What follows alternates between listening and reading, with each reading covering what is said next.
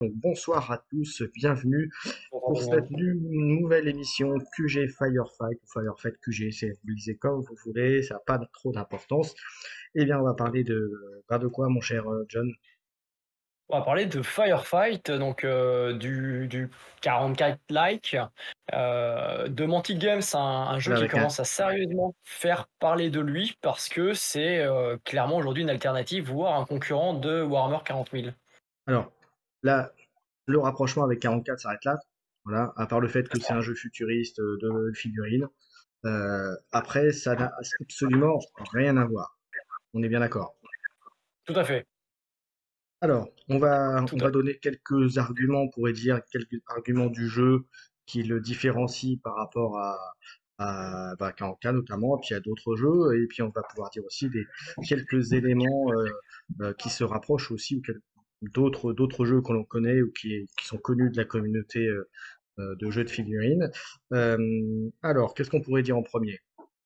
Alors, je vais juste refaire vite fait le rapprochement à 40K. Pourquoi on compare à 40K? Tout simplement parce qu'aujourd'hui sur le marché, il n'y a pas énormément de space opéra, de jeux de science-fiction, de bataille massive, dans un univers donc futuriste. Et Firefight propose une véritable alternative. Mais c'est vrai que l'univers est différent, le système de jeu est différent.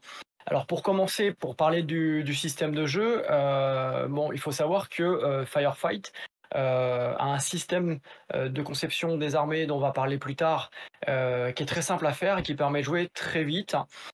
Tout se joue avec un commandant au départ que vous allez choisir. Les lignes de vue se font à partir des héros dans les unités et des chefs d'unité, et les distances de charge se mesurent aussi à partir des héros dans les distances d'unité, un petit peu comme Star Wars Légion. Ce qui fait que le jeu est assez fluide pour gérer les déplacements, les lignes de vue, les tirs. Donc là, ça c'est un point qui est complètement différent de 40K, c'est plus proche de Star Wars Légion, hein, dans l'esprit. Je sais pas si tu joues à Star Wars Légion. J'y ai joué, j'y joue plus, mais j'y ai joué, oui, oui. Donc ça c'est un premier point important. Ensuite, dans la conception, dans les listes d'armées, vous avez à choisir un commandant. Ce commandant-là, vous le payez en points. Ensuite, vous allez débloquer des troupes. Ces slots de troupes vont permettre de déployer pour une troupe un spécialiste ou un commandant supplémentaire. Pour deux troupes, un support. Ils ont capé dans la nouvelle version qui s'appelle Command Protocol, ils ont capé le spam pour empêcher justement de déséquilibrer la méta de chaque armée.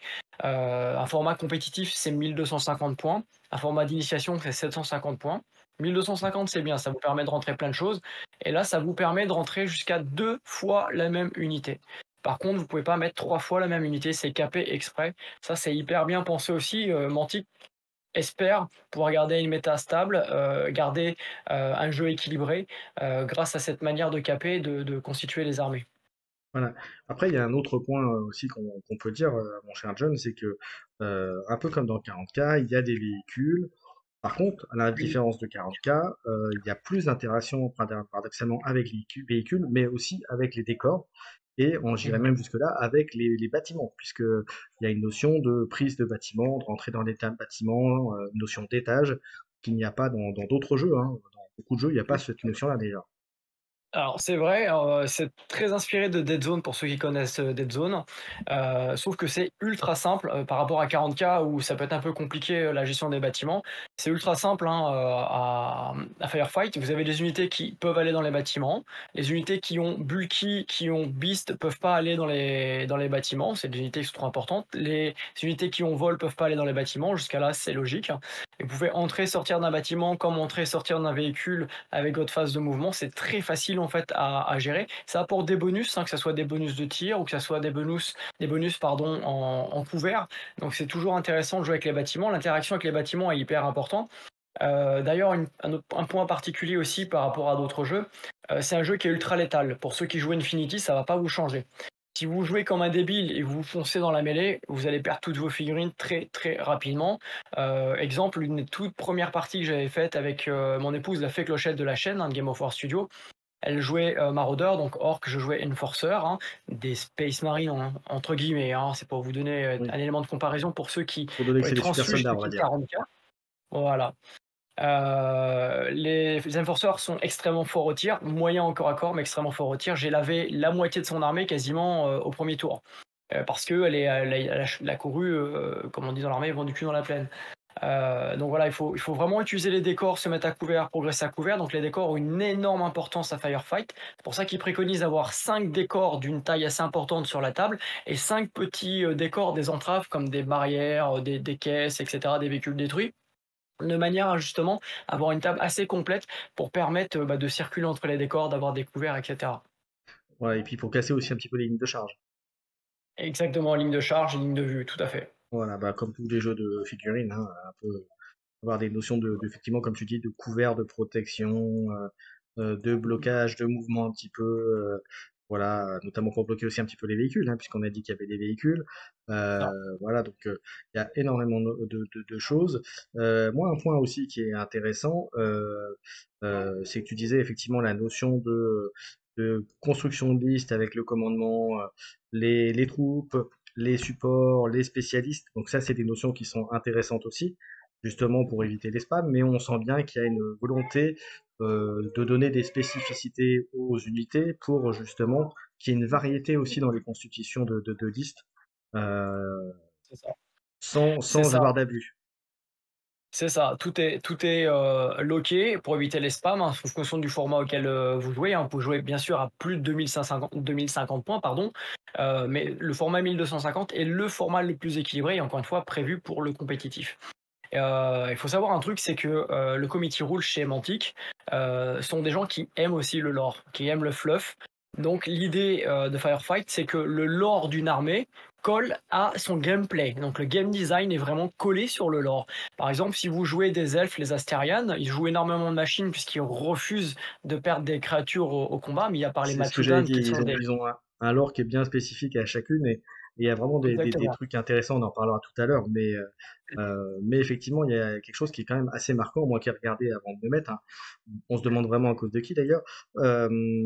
Euh, j'ai regardé le lore et effectivement, vraiment, c'est bien. Alors, tu me disais aussi que le lore existe depuis déjà un petit moment, mais c'est vrai Oui, qu'en tout à fait. rentrant dedans, on y rentre assez facilement.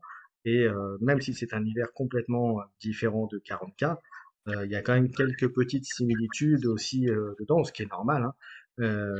Mais il y a quand même des choses très intéressantes. En même temps, comme tu disais aussi, il y a quand même des éléments qui sont faits pour que les joueurs ex 40K ou pseudo 40K s'y retrouvent et ne soient pas complètement perdus dans cet univers. Voilà. C'est ça.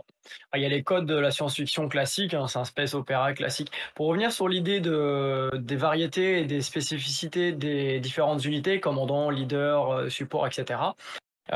L'idée, c'est que, il y a une grosse possibilité de variété, dans les listes qui colle au lore d'ailleurs, qui colle, à l'histoire de chaque faction et à l'esprit de comment faire la guerre selon telle ou telle race, hein. Ça, c'est hyper important. C'est très bien retranscrit, dans le jeu, ce qui fait que chaque faction a vraiment sa manière de combattre, ses stratégies, ses tactiques, ce qui vous permet en fait, si vous jouez plusieurs factions, à chaque fois de changer votre, façon de jouer, sur la table. Donc ça, c'est hyper bien. Parce que du coup, vous n'avez pas des factions qui sont calquées les unes les autres avec un même profil et juste un nom différent qui est spammé dans chaque faction. Donc ça, Ouais. c'est un point qui est vachement bien. Alors, j'en Euh, profite pour dire pour ceux qui nous regardent ou qui regarderaient, qui participent au chat ou qui sont dans le chat, si vous avez des questions ou si vous arrivez, n'hésitez pas à dire que vous êtes là. Si vous avez des questions sur le jeu, n'hésitez pas. Si vous voyez cette émission, parce qu'elle sera remise en replay après, n'hésitez pas à mettre des commentaires si vous avez des questions ou autre chose. Et puis voilà, donc je dirai à la fin deux petites choses, notamment il y a un Discord, un Facebook et tout ça, mais ça, on dira ça un peu plus tard. Voilà, donc surtout n'hésitez pas à intervenir dans le chat si vous avez des questions. Donc on parle de Firefight, hein, on répète, jeu de Mantic, voilà, jeu avec des figurines, et c'est très bien. Euh, Petite question, mon cher John. oui. Alors tu vas me dire ça va dépendre des points, bien sûr. À 750 et à 1250 points, à peu près combien tu as de figurines sur la table? Alors après, j'ai envie de te dire, ça dépend aussi si on met des véhicules ou pas, hein, mais bien sûr, mais même si on est quand même bloqué par on disait aussi par le roster, enfin par la constitution de la liste, à peu près on a combien de figurines en moyenne sur la table? Ah, ça dépend vraiment des factions. Ça, c'est clair que ça dépend des factions. En Homme Forceur, tu es très élitiste, tu vas avoir très peu de factions, enfin de figurines à 750 points. Si en plus, si tu mets un véhicule. Grosso modo, à 750 points, tu vas avoir un commandant, tu vas avoir 2 troupes de 5 à 10 figurines, un spécialiste et un soutien. Ça te fait, je dirais, entre 20 et 25 figurines quand tu joues élitiste, comme un Enforcer. Si tu joues les armées plus populeuses comme la Plague, qui sont des zombies, des créatures qui ont muté avec un virus, un petit peu comme dans Resident Evil, là tu vas pouvoir spammer énormément, par exemple, de zombies. Tu vas pouvoir monter avec 40-45 figurines sur la table à 750 points. Donc ça dépend vraiment des armées que tu joues. Mais à la base, c'est pensé pour être un jeu de bataille massive. Mhm. Contrairement à Dead Zone qui est un jeu d'escarmouche. Mais pour autant, moi je le dis, c'est plutôt un jeu d'escarmouche, même si tu as une cohésion d'unité, etc., comme les jeux de bataille Moi, massive. je le vois un peu, Pourquoi je dis je le vois un peu comme ça, hein, et c'est là où ça se rapproche aussi un petit peu de Star Wars Legion, parce que même si Star Wars Legion, il y a pas mal de fixes sur la table, comme tu les bouges par unité et de manière très simple, hein, ça joue on vite? a parlé tout à l'heure, le fait qu'on bouge un leader et ensuite on bouge toutes les unités, qu'on les ramène au niveau du leader. Donc ça, c'est un moyen C'est ça. aussi pour gagner du temps et simplifier aussi les mouvements. Donc ça, ça, c'est sûr que c'est très bien. Et du coup, c'est vrai que du coup, comme ça va vite pour les déplacements, eh bien, on bouge les unités. Donc du coup, on a cette impression d'aller beaucoup plus vite et finalement de ne pas avoir autant de troupes que ça, alors qu'on a C'est beaucoup ça. de figurines. C'est un peu l'esprit jeu escarmouche, même si on est sur un jeu de bataille massive. Il y a un équilibre qui est hyper bien trouvé à Firefight, et ça, je trouve ça vraiment cool. Oui, oui, non, c'est clair. Alors, Alors, on... juste une chose, je vais compléter ce que tu disais par rapport au nombre de points. Il faut savoir qu'un starter de joueurs, par exemple le starter de Firefight avec les nains d'un côté, les rats, donc les Skaven de l'espace de l'autre, ou les hommes forceurs d'un côté, les maraudeurs, donc les orques de l'autre, vous avez 750 points approximatifs d'armée de chaque côté. Donc quand vous achetez un starter, il c'est à 120 balles aujourd'hui chez les gens de distribution, donc, qui arrive bientôt dans les boutiques d'ailleurs, j'ai vu qu'ils avaient reçu les stocks. Vous avez grosso modo 750 points pour commencer. Vous achetez une Strike Force, c'est-à-dire une boîte d'armée exclusive. Vous avez de nouveau 750 à 1000 points, c'est pas égal là selon les Strike Force, à rajouter. Et là, d'un coup, vous pouvez basculer sur un mode plus compétitif à 1250 points, très facile, juste avec le starter de Et, base qu'on sépare en et deux en et plus, une Strike Force. voilà, et en plus, ça donne une option de constitution de liste du fait qu'il y ait beaucoup plus que les 1250, ça permet de monter, entre guillemets, la- la- l'armée comme on le souhaite, en fonction des choix de chacun. Voilà. Tout à Et fait. d'ailleurs, j'en profite Tout à pour fait. dire, je pense que tu diras pas le contraire, mon cher John, le, sur le Mantic, sur le site de Mantic, il y a un lien vers le Mantic Compagnon, et là, il y a un rooster et un builder d'armée. Alors, c'est de l'anglais, hein, Oui. par contre, parce que là, quasiment, il n'y a pas encore de français, mais bon, on ne dira rien, mon cher John, mais on espère tous qu'il y aura une VF prochainement. Euh, et donc, et, donc le builder est quand même assez bien fait. Je l'ai regardé pas plus tard que tout à l'heure avant de commencer l'émission là, et j'ai trouvé plutôt bien fait. Alors il y a une petite prise en main comme tous les roosters, comme tous les Mm. trucs à faire, mais une fois qu'on a compris comment ça marchait, ça va relativement vite.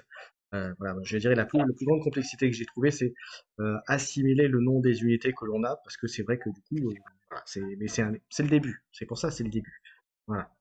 Ouais, alors c'est effectivement, il y a un énorme nombre de choix d'entrée dans les listes de Firefight, ce qui est très bien pour un jeu qui est très récent. La V1 a à peu près 5 ans, un petit peu plus. La V2, 3 ans. Cette V2.1 avec commande protocole où il y a les mages, des armées, une nouvelle armée, toutes les facs dedans, il vient de sortir au mois d'août, hein, donc début septembre pour tout le public. Mhm. Donc c'est très très récent, c'est un jeu qui est très récent. Donc c'est le temps de se faire en fait aux différentes datasheets et aux différentes possibilités. Ça se prend quand même assez vite en main parce qu'il y a peu de mots-clés. Enfin, c'est pas compliqué, c'est très simple, très ergonomique dans la prise en main quand on prend le bouquin ou le compagnon. Donc ça se fait assez vite. Alors le compagnon, vous pouvez faire des listes gratuites au départ et après c'est payant. Par contre, vous pouvez accéder aux règles gratuites, aux mises à jour de règles, ainsi de suite. Il y a une fac qui a été faite aujourd'hui d'ailleurs sur Firefight, qui a mis à jour en fait les petites erreurs qu'il y a eu dans le dernier bouquin Command Protocol, des petits rééquilibrages très très rapides, et tout se fait principalement par le compagnon, hein, donc sur Mantic Companion. Voilà, donc c'est très bien. Donc il y a un bon support derrière, donc ça c'est bien. Alors, après la question qu'on va certainement nous poser ou qui vont arriver, vous allez vous poser peut-être lorsque vous allez faire vos trucs. Donc déjà, le jeu est distribué par des gens de distribution en France. Bon, et après on peut l'avoir par d'autres biais. Maintenant, si vous voulez que le jeu soit vraiment pérennisé et qu'il y ait une version française, Faut quand même essayer de passer au maximum par Légion Distribution. Voilà, ce serait la moindre des choses. Dans la mesure du possible, bien entendu, hein. Voilà, on ne dira pas les autres sujets ou raisons. Voilà, ça c'est chacun est libre de faire ce qu'il veut. Euh, et puis bien sûr, et puis d'attendre de voir aussi ce qu'il va y avoir aussi comme unité disponible. Puisque effectivement, quand on regarde au jour d'aujourd'hui, même sur les sites anglophones, je dirais pas lesquels, où on peut se procurer et puis même d'ailleurs Philibert, hein, on a aussi en VO si j'ai regardé aussi. Euh, euh, et qu'est-ce que je veux dire? Et donc du coup, oui, c'est les unités, la disponibilité d'unités. Donc au jour d'aujourd'hui, il n'y a pas une grosse variété d'unités disponibles, hormis les Strike Force qu'on disait tout à l'heure. Néanmoins, on peut piocher, vas pas me dire le contraire, je crois, qu'on peut aussi récupérer des unités qui sont disponibles sur Dead Zone. Oui, bien sûr, les Pour les figurines factions de Dead existantes, Zone hein. et de Firefight sont complètement compatibles. Il y a que les rebelles, et les Nameless qui n'ont pas été adaptés, pour le moment à Firefight. Les Nameless, c'est juste que c'était sorti sur Star Saga, dans un bioplastique. Voilà, donc aujourd'hui, ils font tout faire chez Archon Studio. Donc, dans une logique commerciale, les Nameless risquent peu d'être repris sur Firefight. Par contre, les rebelles, oui, il est fort probable que les rebelles, arrivent, ou soient refaits. Voilà. D'ailleurs, il me semble avoir vu d'ailleurs dans les news Mantic, parce que me suis inscrit au newsletter, ils annonçaient une nouvelle faction justement pour Alors, Firefight. il y a des nouvelles figurines qui arrivent en fin d'année pour les Enforcers, mais les profils sont déjà dans Command Protocol. Effectivement, il y aura une nouvelle armée pour Firefight, mais c'est pas pour la fin de l'année, ça sera du teaser fin d'année, en décembre. D'accord. Donc, ce qui veut dire qu'il va y avoir de nouvelles figurines. Comme tu disais, elles sont déjà dans le protocole, mais elles ne sont pas encore sorties. Donc, si on regarde attentivement et qu'on cherche un peu, on va se dire, tiens, bah, c'est cette fille-là, elle n'est pas sortie, donc elle va arriver. Donc, euh, donc voilà. Qu'est-ce qu'on peut dire d'autre? Alors, une chose aussi là, qui me rapproche, moi qui suis un ancien et qui joue encore un petit peu à Kill Team, une chose aussi qui m'a marqué et qui se rapproche assez de Kill Team, euh, même si c'est géré de manière différente, ce sont les command points, les points de commandement de chaque armée. Tout à fait. Et c'est là où c'est pas mal, où là on se rapproche un peu de Kill Team avec les TACOPS, hein, ceux qui connaissent, les Mhm. Tactical Ops, voilà, les cartes, les objectifs, enfin les objectifs secondaires entre guillemets, et non pas les objectifs secondaires, oui c'est ça, c'est les TACOPS, c'est les trucs spécifiques à chaque Kill Team. Là c'est spécifique à chaque armée, avec un système de points. Il y en a, Les ordres a de faction. priori, c'est 3 par armée qui 6. sont à 2 niveaux, si j'ai bien compris. T'en as 6 en fait par armée dans Command Protocol, et après t'en as un spécifique par commandant que tu peux choisir dans ta liste d'armées. Et après t'en as deux qui sont universels, qui sont dans le livre de règles tout au début, qui te permettent en fait d'avoir une grosse variété d'ordres de faction, et ça te permet d'adapter ta game en fonction de la situation. Voilà, donc Et ça se déclenche de ce avec que des tu dis, dés. si tu veux, au final, en fait, tu as 8 actions différentes par armée. Donc, ce qui fait qu'il n'y en a pas non plus une quantité phénoménale, entre guillemets, par rapport Non, à, si on un compare un peu aux plus jeux que ça, puisque comparables à 40K où là, on a des milliards de trucs possibles. le stratagème, ouais. Mhm. Voilà. C'est un Là, peu on a, plus que ça, hein. C'est 6 par armée de base, plus 2 universels de base pour toutes les armées, plus un typé selon le commandant, hein. Donc ouais, un donc peu ça plus fait, que ouais. 8. Bon, donc ça fait 9, on va dire, allez, on va les monter jusqu'à 10, voilà, si on veut. Ouais. Mais voilà, mais effectivement, du coup, c'est plus ouvert et c'est plus compréhensible aussi. Et Ça. voilà, donc ça, c'est plutôt sympa. Donc c'est une notion qui est intéressante. Et puis, on n'en a pas parlé, mon cher. Alors là, on est vraiment plus dans le jeu, mais il y a aussi la notion de début de ronde qui est sympa, parce qu'on commence à lancer les dés avant de commencer même à jouer, pratiquement. C'est C'est ça. avec les jets des points de commandement qui est généré 3 noirs au départ par toutes les armées, plus ceux générés par les unités commandement qui peuvent en C'est apporter des ça. suppléments. Et ces points-là vont vous servir à utiliser tout ce qu'on a dit là, les 8, 9 trucs, on va les utiliser grâce à ça. Voilà. C'est ça exactement. Ça permet de débloquer les ordres de faction, oui. Voilà. Et ce qui donne un peu aussi euh, un petit côté pas hasard, mais un petit boost pour vous aider à avancer et à faire changer comment dirais-je, à faire en sorte que les dés ne soient pas que le facteur gagnant de la partie. Ouais, c'est ça, et honnêtement, ça permet vraiment d'équilibrer les games, et il y a le côté stratégique en fait. le côté méritocratie dans l'usage de des ordres de faction au bon moment est hyper important. Et vous pouvez complètement retourner une game qui est mal partie en fonction des scénarios grâce à ça et grâce au bon usage, au bon timing d'usage de ces ordres de faction. Alors, avant de parler un petit peu de lore, on va reparler un petit peu du jeu, encore du fonctionnement du jeu. Donc, on a parlé du début de tour. Donc, la question qu'on peut se poser pour ceux qui regarderaient, qui voudraient découvrir Firefight, pardon, globalement, qu'est-ce qu'on a comme objectif de partie? On a quoi comme objectif de partie? Bah, c'est le point de victoire et en fonction, il y a plein de scénarios différents. Il y a des scénarios narratifs et des scénarios compétitifs dans le livre de base, Command Protocol. C'est jamais les mêmes types de scénarios. C'est-à-dire que c'est pas juste aller contrôler des objectifs. Ça peut être récupérer de l'intel. Il peut y avoir aussi abattre le chef adverse. Donc il y a plein d'objectifs différents qui permettent de gagner des points de victoire. Donc ça dépend vraiment des scénarios et dans le mode dans lequel vous jouez. Ce qui fait que c'est quand même assez riche et vous avez quand même, avant de tout faire et en fonction des listes que vous allez jouer, vous avez quand même une grosse rejouabilité dans ce jeu. Voilà. Après, question supplémentaire qui est dédiée aussi à la mission, c'est combien de tours de jeu? Alors, si j'ai bien lu dans les objectifs, il y a des missions où ça va être un nombre de tours de jeu défini, et il y en a C'est d'autres où ça. c'est tant que la condition de victoire n'est pas réalisée. Tu m'arrêtes C'est si je dis ça. une Alors, bêtise. grosso modo, c'est 5 ou 6 tours généralement, rarement plus. Honnêtement, en 4 ou 5 tours, généralement, tu as atteint les objectifs. C'est assez rapide.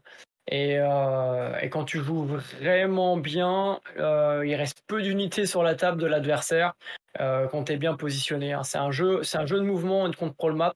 C'est-à-dire, la manière dont tu vas te déplacer est hyper important et la manière dont tu vas positionner tes unités pour les soutenir, les appuyer les unes les autres est très très important. Et quand tu gères ça, tu verrouilles bien, ça peut se faire vite. Ok, question suivante par rapport au jeu toujours, à peu près, donc là tu vas me dire ça dépend du nombre de points. Partie, je vais y arriver, dure combien de temps? Donc 750 et 1250, puisque tu as dit que c'était les deux formats, l'un C'est ça. découverte entre guillemets, débutant, et l'autre un peu plus compétitif, on va dire. Bah, le format 750 points, c'est un peu le combat de patrol de Game Workshop, grosso modo. En 45 minutes, quand vous jouez hors temps de préparation de table, c'est plié 1 heure grand maximum. Le format 1250, le maximum qu'on a joué, c'était à 2 heures, 2h10, et c'était sur des parties de départ, notamment avec la fée clochette. Et après, en moyenne, maintenant qu'on maîtrise le jeu, en 1 heure, 1h10, 1h30 grand maximum, une partie à 1250 points, c'est fait. Oui, À j'ai condition l'impression de que c'est une connaître partie la comme dans machine. beaucoup. J'ai l'impression que c'est un jeu, comme dans beaucoup de jeux d'ailleurs, hein. À partir du moment où on commence à jouer, ça peut aller vraiment beaucoup plus vite qu'une partie des démarrages ou d'intro, comme on dit. Voilà, C'est je ça. pense qu'effectivement, une partie. J'ai pas encore joué, hein, j'ai pas encore joué, j'ai vu des rapports de bataille un petit peu, j'ai regardé un petit peu comment ça se passait. Je pense qu'une partie, même une partie à 1250, je pense qu'en 1 heure, ça peut être plié à partir du moment où les joueurs connaissent bien le jeu. Je sais pas ce que t'en penses, C'est mon ça. cher John. C'est ça. Alors, grosso modo, moi, ce que je conseille aux débutants, c'est de faire une première partie à 750 points avec une boîte de base ou une strike force. Ensuite, de faire une deuxième partie avec la même armée, la même liste pour vraiment garder les mécanismes et connaître un peu mieux sa liste. Et après, vous pouvez monter sur une partie à 1250. Mais faites au moins vos 2 premières parties avec le minimum, juste pour vous habituer sur les mécanismes et les datasheets de base. Ok. Bon, bah maintenant qu'on a parlé du jeu dans sa globalité, combien de points d'armée, combien de figurines, combien de temps, un petit peu ce qu'il fallait faire dans l'émission. Maintenant, la question que tout le monde se pose, c'est bah, le budget pour se faire son armée, mon cher John. Ah, Donc, alors en on a France, un petit peu répondu, toi, tu as un petit peu répondu à la question tout à l'heure. Euh, mais donc, on a dit que la première, on va dire, c'est le starter ou la strike force pour démarrer, pour avoir quasiment les 750 ou les 800 points pour démarrer.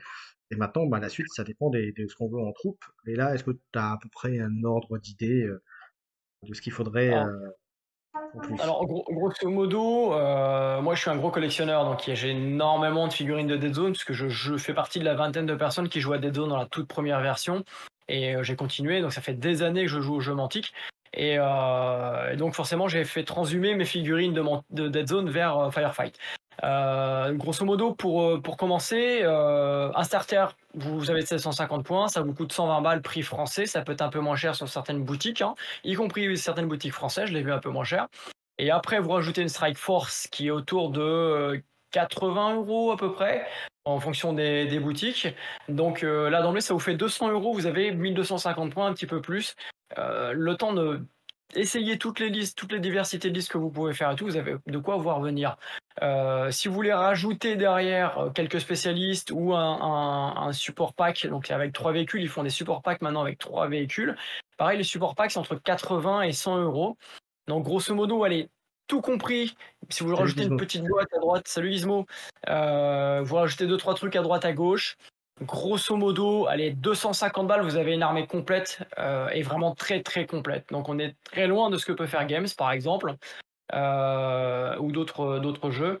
Et est-ce qu'il existe des, Des des livres livres de de règles règles waterproof? waterproof. Ouais, ça parce que Gizmo, pour la petite histoire, mon cher John, il était avec moi à Octogone et il sait ce qui est arrivé à mon livre. Donc voilà, mon livre de règles Ah. de protocole. Voilà.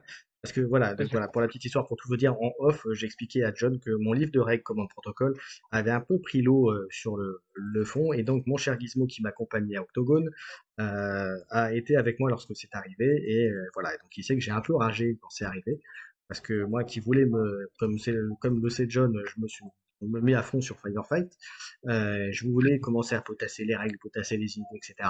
Et du coup, bah, ça m'a un peu calmé là, sur ce coup-là. Voilà. Donc j'étais Alors un peu je vais dégoûté. vous faire une révélation. Cet été, j'étais pour une instruction, j'étais en Norvège, en plein milieu de la forêt boréale, à 300 km de toute civilisation, et j'avais emporté dans mon paquetage le bouquin de Firefight. Et le dernier jour de terrain, on a pris une drache avec une alerte rouge. Et le bouquin, malgré le fait qu'il soit caché dans le sac et tout, entre les sacs étanches et tout, il a pris aussi l'eau. Et c'est drôle que ton histoire, parce que du coup, mon bouquin, l'ancien bouquin, pas le commande protocole, il avait pris l'eau, il était tout bouffé par la pluie, les bords de page tout cornés, etc. Et tout. Voilà, petite anecdote au passage. La vidéo sera sur la chaîne d'ailleurs prochainement, la vidéo de cette aventure en Norvège. Voilà. Donc voilà, donc c'était pour l'histoire. C'est pour ça que Gizmo là dans le chat me charriait un petit peu. Mais voilà. Mais euh, mais bon, c'est comme ça. On en est où maintenant sur le. Salut L'achat, tu Titi. parlais d'achat. Salut Titi Un autre Signar. petit point, il y a des petites boîtes avec des spécialistes, un petit peu comme Dead Zone. D'ailleurs, c'est des boîtes, elles sont versatiles, elles sont faites pour Dead Zone et pour Firefight. C'est pour ça que souvent on a le même emballage. Il y a écrit compatible Dead Zone et inversement. Mhm. Et ces petites boîtes coûtent en moyenne entre 20, 25, 35 € pour les petites unités de spécialistes, ce qui est relativement accessible, surtout pour la qualité. Je rappelle qu'aujourd'hui, les figurines sont produites chez Arcon Studio pour la plupart, donc D'accord. avec la qualité d'Arcon en plastique top, quoi. Alors, si dans le chat vous jouez à Firefight, n'hésitez pas à le dire et à quelle faction vous jouez. Bon, Red Pressure, je pense que John il sait quelle armée tu joues, mais voilà. Mais Signar, si comme tu viens de nous rejoindre, Salut. voilà, si tu joues, n'hésite pas à dire quelle faction. Alors, j'en profite donc pour les questions d'ailleurs que vous auriez sur Firefight. Il y a un Facebook. Alors, je l'ai pas avec moi, mais je le remettrai dans le lien dans la vidéo. Il y a un Discord et ça, je vais pouvoir aller le chercher et vous le mettre, le Discord de Mantic Games francophone. Alors, C'est le si vous Discord aurez. officiel, hein, créé par Mantic. Voilà, c'est ça. Alors, je vais générer un lien, je vais copier et je vais vous mettre ça tout de suite dans le chat. Alors, l'idée de Mantic, c'est de regrouper les communautés et d'éviter la dispersion. Donc, ils ont une page Facebook qui s'appelle Firefight Fanatics. Dès que vous avez le mot Fanatics et le nom du jeu devant, c'est que c'est des pages officielles de Mantic. Et Mhm. après, vous avez sur Discord Mantic francophone. Voilà, donc je vous ai mis le Discord de Mantic francophone. Euh, alors, Red Pressure, c'est un très bon choix, les Forge Phasers. Moi, j'adore les nains, donc forcément, hein. Voilà, donc c'est un très bon choix. Et puis, j'espère que tu mettras une rouste à notre cher John qui est avec moi là. Voilà. Euh, Ça, c'est dit. Et donc Signar nous joue à Dead Zone. Et ben écoute, voilà, comme le dit John, c'est la version avec plus d'armées de Dead Zone. C'est ça. Alors, faut savoir que pour les joueurs qui jouent depuis longtemps à Dead Zone et qui ont des factions quasiment complètes, vous pouvez passer à 750 points de Firefight assez facilement, hein. Il y avait des factions que moi j'avais complètes à Dead Zone que j'ai pu tout de suite faire passer en ajoutant même un simple véhicule à l'achat et ça me permettait de passer à 750, même un petit peu plus facilement. Mm, mm. Je vous aurais bien montré les véhicules, le tunneler Garmin parce qu'il est monté, mais il est un peu loin pour que je l'attrape. Et puis je vais pas vous abandonner comme ça, voilà, sauf si tu veux meubler, mon cher John, mais il est vraiment à l'autre bout de là. Hein. Et sinon, je voudrais montrer le véhicule des Garmin qui est très très sympa. D'ailleurs, tous les véhicules sont sympas hein, de toute manière. Euh, Ouais. Ouais, mais ils ont une comme dit, super gamme de véhicules, hein. Il y a tous les véhicules là sortent en octobre, donc il y a une première gamme, une première partie qui était sortie sur l'ancienne version. Il y en a d'autres qui sont sortis cet été en fin août, début septembre, et là il y en a d'autres qui arrivent en octobre et d'autres qui arrivent en décembre. Alors Mantic, le petite histoire, c'est que ce sont pas des véhicules qu'ils ont créés pour eux en fait, là pour le coup, ce sont des véhicules qu'ils ont récupéré d'autres gammes, notamment de chez Warlord pour Get of Antares ou d'autres jeux qui avaient fait Osprey aussi. Et ils ont récupéré les véhicules parce que les jeux se vendaient pas, se jouaient pas. Ils ont récupéré les véhicules et ils les ont introduits carrément dans Firefight, ce qui est très bonne idée, hein. Ça leur permet de récupérer des véhicules existants et de bonne qualité à bas coût. Et donc forcément, vous proposez des figurines intéressantes à bas coût aussi, quoi. ouais, donc j'en profite pour ceux qui nous ont rejoints. Si vous avez des questions sur le jeu, n'hésitez pas. Hein.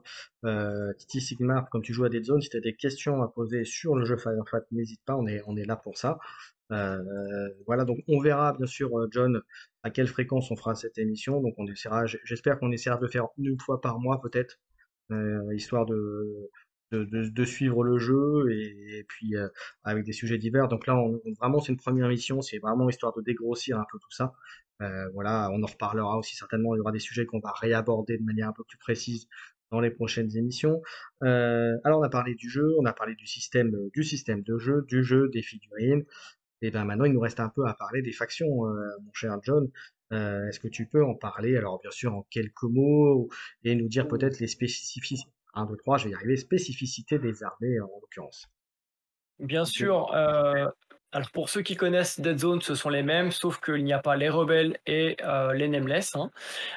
Donc la première faction, c'est la faction des Astérianes. Ce sont des elfes de l'espace, mais qui ont un gros respect de la vie, qui refusent d'aller au combat et perdre des vies. Donc ils ont créé tout un tas d'androïdes, de robots qui sont pilotés à distance. Donc il y a beaucoup de mechas dans cette armée, et ils ont deux autres groupes qui viennent les aider. Les Kalishi, qui sont des elfes un peu corsaires qui viennent se battre parce qu'eux ils adorent le corps à corps. Et les Matsudan, qui sont des hommes lézards, des dinosaures en armure avec un code d'honneur samouraï, qui sont très très belles ces figurines. Grosso modo, le gameplay, alors c'est une armée qui est très subtile à jouer, assez glace canon, c'est-à-dire que vous pouvez faire un très gros impact. Par contre, ça encaisse moins bien, malgré les boucliers, que c'est ainsi de suite, ça encaisse moins bien. Certaines unités sont assez rapides comme les Kalishi et certains volants.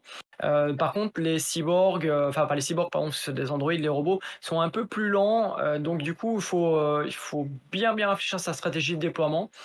Donc c'est une armée qui est subtile à prendre en main. Ensuite, il y a les Enforcers. C'est la vitrine de Firefight, hein, les Enforcers. C'est ceux qu'on voit sur le fond QG Firefight à droite. Là, c'est une sorte de Space Marine. C'est des hommes génétiquement modifiés, des surhommes hyper armés avec des armements que les autres factions n'ont pas, qui ont été créés suite à la rébellion des maraudeurs des orques. Les orques, c'était les forces spéciales des Enforcers dans l'univers de Warpath Univers, donc l'univers de science-fiction de Mantic, qui avaient été recrutés donc par les humains. Donc c'est des orques intelligents, on n'est pas du tout sur des orques débiles, mais très brutales, très puissants.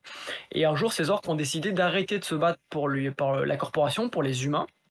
Ils se sont rebellés contre l'humanité et ça a bien failli détruire la corporation, donc l'humanité. Et c'est à ce moment-là que le Conseil des Sept, hein, qui dirige l'humanité, c'est grosso modo c'est sept grands lobbies. Il n'y a plus vraiment de gouvernement, c'est sept grands lobbies qui dirigent l'univers. Ils ont créé donc les Enforcers pour lutter contre les orques, les repousser, puis finalement les utiliser un peu comme une armée secrète, ultra secrète, pour régler leurs petits problèmes à droite à gauche. Alors c'est une armée d'élite, vous jouez en sous-nombre avec les Enforcers, beaucoup d'armes extrêmement puissantes, très fort au tir, moyen en corps à corps, sauf quelques unités, mais c'est limité dans la liste. Ils ont accès à un armement qui est vraiment spécifique, vous ne trouverez pas ailleurs. C'est une armée qui est bien pour débuter, qui est assez facile à prendre en main. Ensuite, vous avez les Donc, Forge Phasers. Oui. oui, je vous disais, comme tu disais, c'est l'équivalent des Space Marines, mais moi j'ai dit ça avec super soldats en fait, voilà, De Halo. de Firefight en fait. C'est un peu les mecs de Halo, hein, les C'est ça. Ouais. Enforcers. Ensuite, vous avez donc les Forge Phasers, donc c'est tes petits chouchous et petits chouchous à The Red Pressure. Ce sont Ah, moi aussi. des nains de l'espace. Alors, ils sont cons, butés. La seule chose qu'ils veulent, c'est s'enrichir, creuser partout, prendre les richesses. Et ils n'hésitent pas, d'ailleurs, c'est eux qui fabriquent beaucoup d'armements. Ils ont des forges, beaucoup d'armements pour la corporation, notamment pour les Enforcers. Et ils n'hésitent pas d'ailleurs quand il y a des situations de crise à s'infiltrer sur les planètes et à piller leurs propres clients, pour vous dire un petit peu comment ils sont attirés par la richesse. C'est une armée qui est extrêmement tanky, vraiment très tanky, avec des armes assez puissantes. Ils sont bons en tir, moyen au corps à corps. Certaines unités meulent quand même pas mal au corps à corps. Mais pas toute l'armée. Ils ont des gros véhicules, ils sont pas rapides, forcément, ce sont des nains, ils sont courts sur pattes, donc ça oblige à jouer très véhiculé. Honnêtement, mettez beaucoup de véhicules.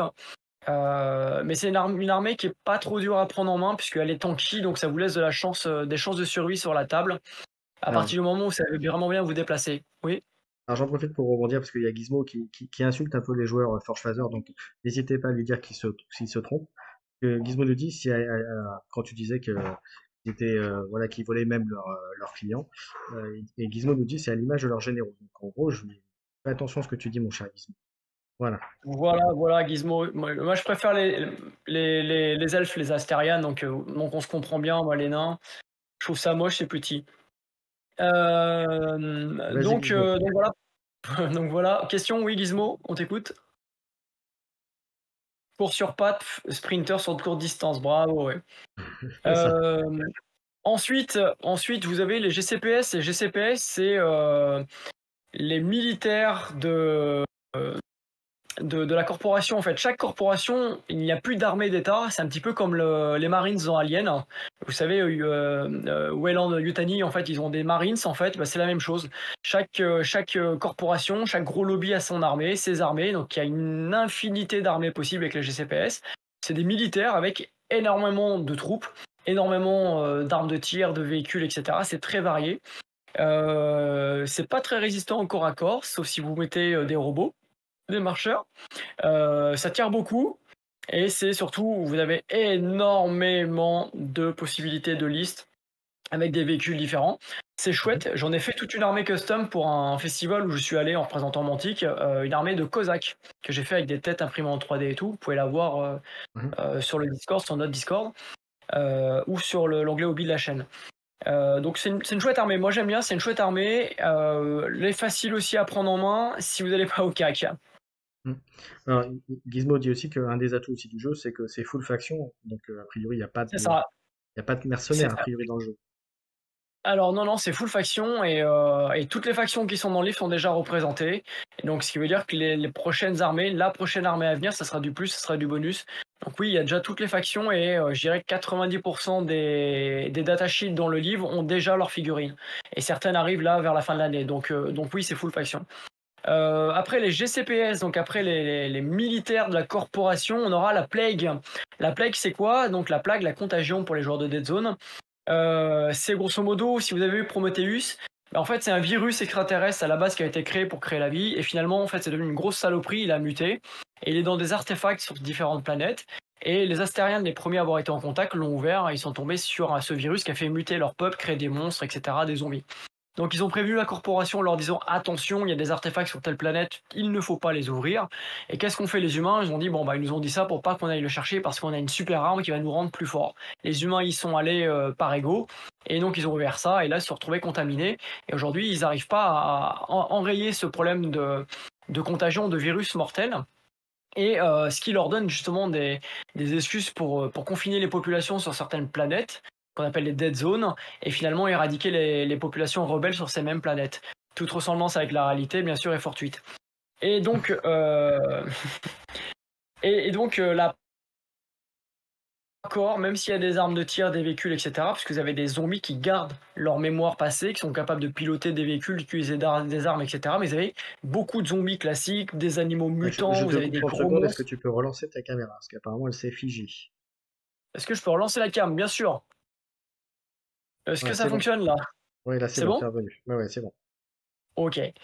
Donc je disais par rapport à la plaque, vous avez quand même pas mal de gros monstres qui tabassent dur, parce qu'il y a pas il y a des chars, c'est des chars les mêmes chars que vous avez dans la corporation, puisque la plupart des éléments qui sont dans la plaque sont des GI qui ont été, comment dire, contaminés, qui sont devenus des mutants, des ghouls, etc. Mais ce qui est vachement fun à jouer, c'est des listes avec des gros monstres, quoi. Il y a vraiment des gros monstres qui tabassent dur à la plague. C'était mon armée de cœur, l'armée avec laquelle j'ai commencé Dead Zone. Je la trouve vraiment très très bonne aussi à Firefight, hyper intéressante. Beaucoup de listes à faire, mais moi mon plaisir je trouve pour la plaque c'est vraiment de jouer des gros monstres qui tabassent. Ensuite, alors petit point, il faut la difficulté de la plague à gérer, c'est les pavés d'unité. Pourquoi? Parce que vous avez un leader et il faut que vos troupes soient à 3 pouces maximum du leader pour rester en cohésion. Et quand vous jouez des zombies qui sont à 10 voire 20, c'est très compliqué. Donc la difficulté là va être le placement des troupes, puisque vous êtes obligé de jouer un maximum d'effectifs pour que la plaque soit efficace. Donc là, il y a un vrai main game à avoir sur le placement des troupes, sur comment placer vos troupes, les déployer, etc. Ça, c'est hyper important de garder ça en tête quand vous jouez plague. Mm. Ensuite, on va... qu'est-ce qui reste comme faction? Les Le maraudeurs. Mason Lab, Ah oui, et puis les les Mason Lab. maraudeurs. Alors, je fais Mason Lab d'abord, du coup. Mason Lab, c'est quoi? Grosso modo, c'est une corporation avec un laboratoire, un petit peu comme Umbrella Corporation dans Resident Evil, dont le créateur du laboratoire a pété un plomb. Et c'est un peu le mal absolu, entre guillemets, le vrai pourri de l'histoire, qui a créé des robots, a créé des mutants, a créé des cyborgs, a créé des monstres à partir de la plague, à travers différentes espèces extraterrestres, et qui a décidé de renverser la corporation et d'en prendre le pouvoir. Voilà, grosso modo.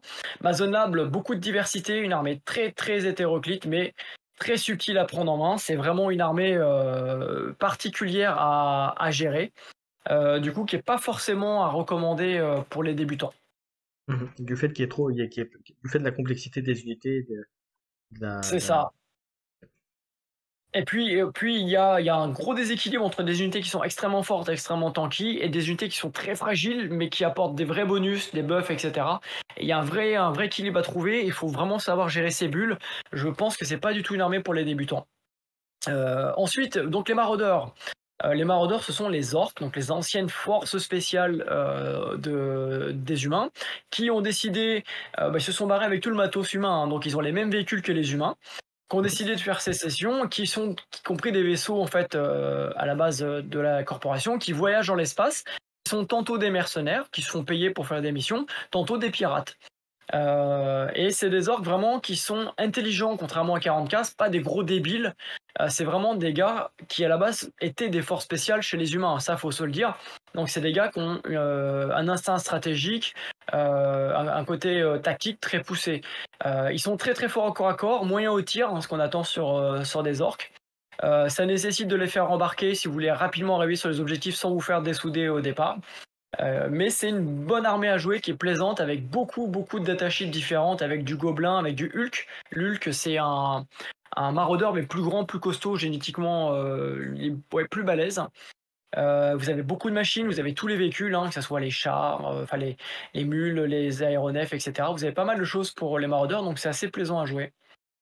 Ensuite, qu'est-ce qui reste comme liste? Les vermines. Oui. Vermines. Alors les vermines, c'est étrange parce que je les avais pour des zones, j'avais déjà fait les playtests et tout, j'ai jamais été passionné par les vermines. Et en découvrant les vermines à Firefight, là j'étais hypé, un truc de fou. D'ailleurs, je vais faire mon CDA dessus.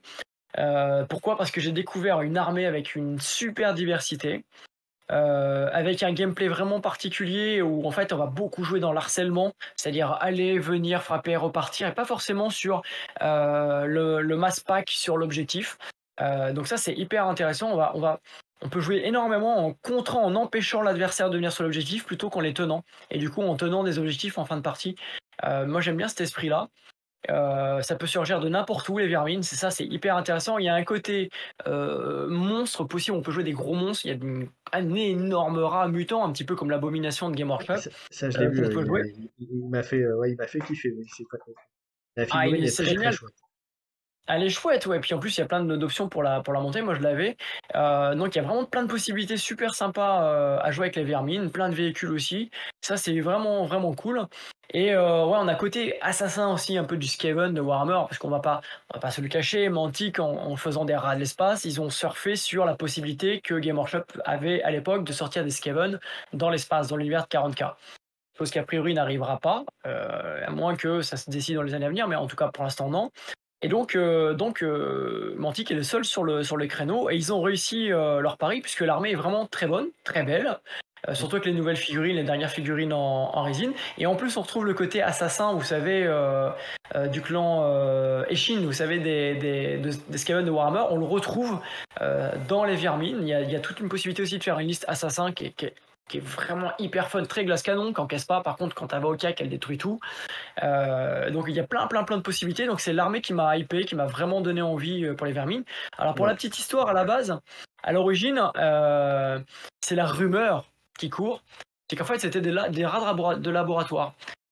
Certains disent que c'était une race déjà préexistante et d'autres disent que ce sont des rats de laboratoire qui ont muté un peu comme Splinter dans Tortue Ninja et qui aujourd'hui en fait envahissent un peu tous les sous-mondes humains et qui ressurgissent pour détruire l'humanité et prendre pouvoir dans l'univers.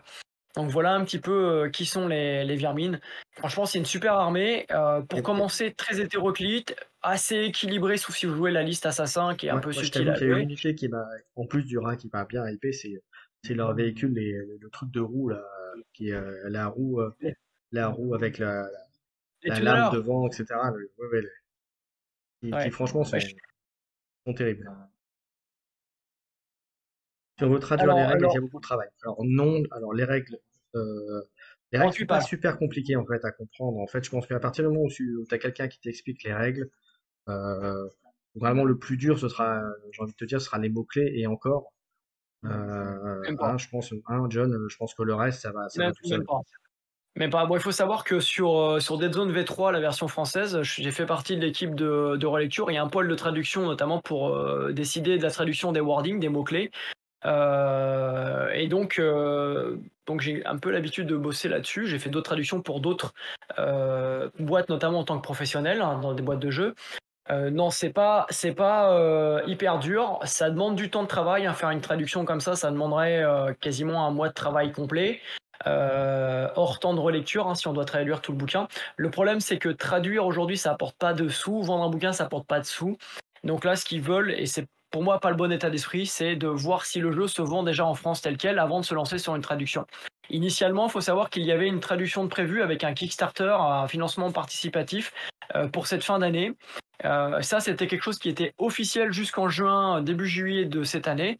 Et depuis, on n'a plus du tout de nouvelles en interne chez Mantic, hein. Moi, je suis pas Finder, c'est-à-dire que je fais des démos, je représente Mantic sur les salons, etc.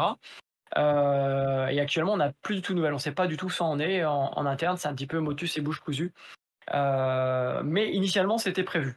Donc, il ne faut pas désespérer, ça peut arriver. Je pense qu'ils attendent de voir, là, comme les gens de distribution, à récupérer la vente. C'est une plateforme de distribution qui va envoyer à toutes les boutiques. Ils On attendent de en, voir un petit peu l'engouement pour le jeu avant de se lancer dessus. on en revient à ce À que je voir disais, pour l'instant. ouais, on en revient à ce qu'on disait en début d'émission, c'est-à-dire que si vous voulez pour procurer la gamme plutôt chez Légion, c'est une façon aussi de pérenniser ou en tout cas de montrer que la VF a un avenir en France. Parce que si effectivement on le prend sur d'autres plateformes, au-delà du prix, effectivement, voilà, pour eux c'est transparent, voilà. Et ils ne se rendront pas compte que ça vient pour le marché français, le truc. C'est ça. Et, C'est ça. Alors, à savoir que je suis en train de préparer quelque chose. J'attends juste l'aval de Mantic, mais je suis en train de préparer une aide de jeu. J'attends l'aide, pourquoi? Enfin, l'aval de Mantic, pourquoi? Parce que je suis en train de faire quelque chose avec les mêmes assets, un truc assez propre. Donc j'attends juste d'avoir l'aval pour savoir si je peux la mettre au public ou pas. Donc en tant qu'aide de jeu. Et ensuite, il va y avoir plusieurs vidéos, nous notamment sur notre chaîne, avec des rapports didactiques pour vraiment apprendre aux gens les règles. Vous allez voir, c'est ultra facile. Et ensuite, on doit préparer des faction focus avec un camarade que vous connaissez déjà, qui est joueur de Mantic et qui est très expérimenté. Dans un futur proche. Donc il y a pas mal de choses de prévues sur Firefight pour justement lancer le jeu en France et vous aider à très vite débuter le jeu malgré le côté anglais du livre de règles. voilà, mais on en parlera dans les prochaines émissions, de toute façon, en fonction de quand tu les sortiras, on en parlera, on fera un retour. Moi, je ferai aussi quelques vidéos de mon côté. avec pas peut-être pas aussi le degré d'expertise que tu as, mais en tout cas avec moi, avec mon côté de noob et de nouvel arrivant dans le jeu. Voilà. Mais c'est bien, il faut faire parler du jeu et merci Keycord de mettre en avant Firefight parce que c'est comme ça qu'on arrivera à trouver, à montrer aux gens qu'il y a des alternatives à Game Workshop et notamment à Warhammer 40 000 et à prouver aussi que Firefight est un jeu qui mérite de s'intéresser à celui-ci parce que c'est vraiment un jeu qui est très simple d'approche, d'accès, ultra tactique, avec vraiment hyper équilibré, avec de multiples possibilités au niveau liste. C'est vraiment un jeu qui mérite de se pencher dessus, hein. C'est clair, c'est clair. Et voilà, donc bon bah voilà, on a fait un peu le tour on a un peu dépoussiéré, dégrossi ce que c'était que Firefight, mon cher John. Si vous avez encore des questions, c'est le moment de les mettre. Nous, on va conclure tranquillement en attendant, mon cher John. Bah déjà, je te remercie d'avoir accepté de participer comme tu le fais pour les Warcraft Corvus. Voilà, donc là, pour Firefight, donc merci et merci à toi.